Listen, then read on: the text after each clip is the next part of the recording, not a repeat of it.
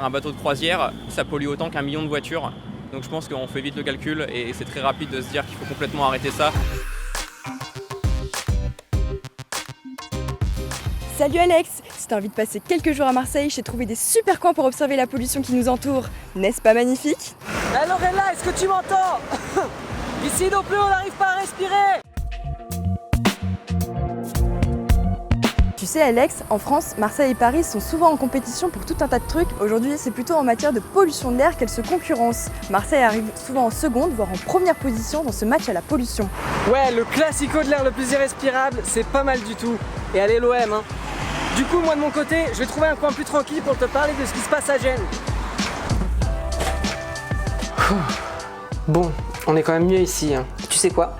Gênes est tristement célèbre pour avoir un taux de décès anormalement élevé. Donc on est peut-être la région la plus vieille d'Europe, mais tout ne s'explique pas là. Au contraire, tous les matins, quand je prends mon café, moi aussi je vois ce nuage jaunâtre au-dessus de la mer et je me dis du coup qu'il y a peut-être quelque chose qui cloche quand même. Hein. Pour en avoir le cœur net, j'ai décidé de rencontrer Valerio Gennaro. Je lui ai demandé si l'air qu'on respire il est bon.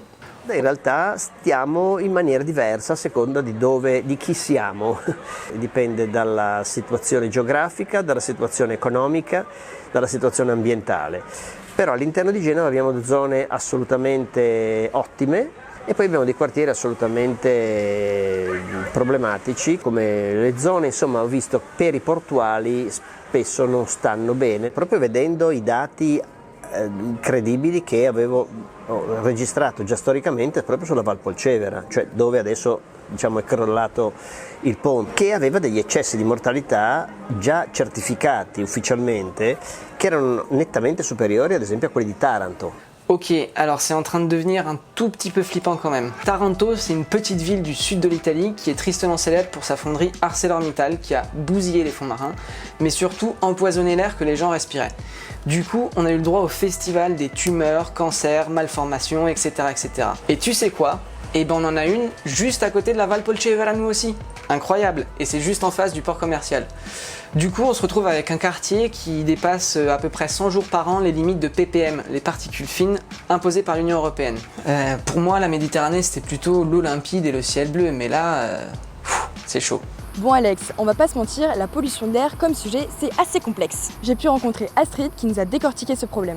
Donc ici, il y a deux types de pollution. Il y a la pollution chronique, donc qu'on voit par ces nuages à l'horizon, qui est due à l'utilisation des voitures, etc. Et il y a une pollution qui est ponctuelle, notamment quand on a des fortes chaleurs et des canicules comme ça, des pollutions qui peuvent être des pollutions à l'ozone par exemple, et qui entraînent des conséquences directes et des hospitalisations directes. Alors là, du coup, il y a un filtre blanc qui est vierge et un filtre noir. En fait, le filtre blanc, c'est les outils que mettent les associations de surveillance de la qualité de l'air. Et au bout d'un certain temps, ils deviennent noirs comme ce qu'on peut voir ici. Justement, en fait, c'est de l'accumulation des particules fines qui sont émises par les bateaux ou par les voitures et qui sont visibles directement sur les filtres. Donc, je vous laisse imaginer ce que ça fait dans nos poumons. Alors, ce qu'il faut savoir, c'est qu'on respire 15 000 litres d'air par jour. Ça peut aller jusqu'à 10 fois plus quand on fait du sport. Donc, c'est très important de protéger la qualité de notre air. Aujourd'hui à Marseille et ses alentours, et comme chaque jour, la concentration moyenne de pollution pète les scores de l'ISA, un indicateur permettant de savoir à quel point les habitants sont en train de morfler. Comme d'habitude, on remarque également que les quartiers les plus pauvres sont encore et toujours ceux qui prennent tarif même quand il s'agit de la mise en danger de leur santé. Et cerise sur le gâteau, on compte jusqu'à 189 écoles et crèches touchées par un taux de pollution largement au-dessus des recommandations de l'OMS. Et tout ça sans parler des terrains sportifs près des grands axes routiers. Petite pensée pour tous les gamins qui jouent au foot près de l'autoroute. Enfin, pas trop près non plus. Ça pose aussi des problèmes économiques, puisque chaque année, ça coûte à la France 104 milliards d'euros, cette pollution de l'air. En fait, quand les voitures elles se retrouvent dans les embouteillages, à l'arrêt ou même à vitesse qui sont hyper faibles, du coup, ça augmente largement le temps qu'on passe à polluer l'air. Donc ça augmente jusqu'à x10 la pollution de l'air qu'on peut avoir en centre-ville. À Marseille, une solution a été mise en place. Pour circuler dans certaines zones pendant les périodes où le taux de pollution est le plus élevé, il faudra vous munir d'une vignette critère qui vous permettra ou non de circuler dans la ville selon votre type de véhicule. Donc si vous avez une vieille voiture bien polluante, ce qui est certainement le cas si vous êtes pauvre, eh bien vous ne pourrez pas circuler en période de pollution élevée dans certaines zones délimitées.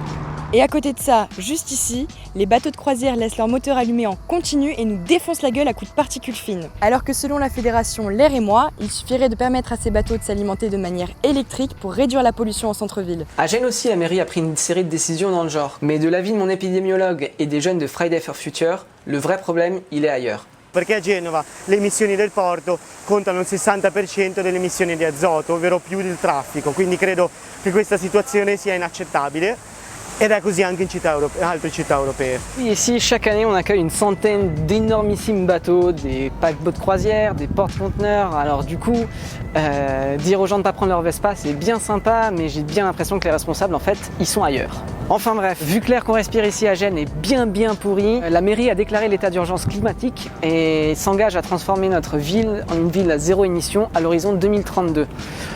En vrai, quand on voit ça, quand on voit la gueule de nos bus, on a un peu du mal à y croire. La France et l'Italie font partie des pays épinglés par l'Union européenne pour ne pas se bouger sur le sujet.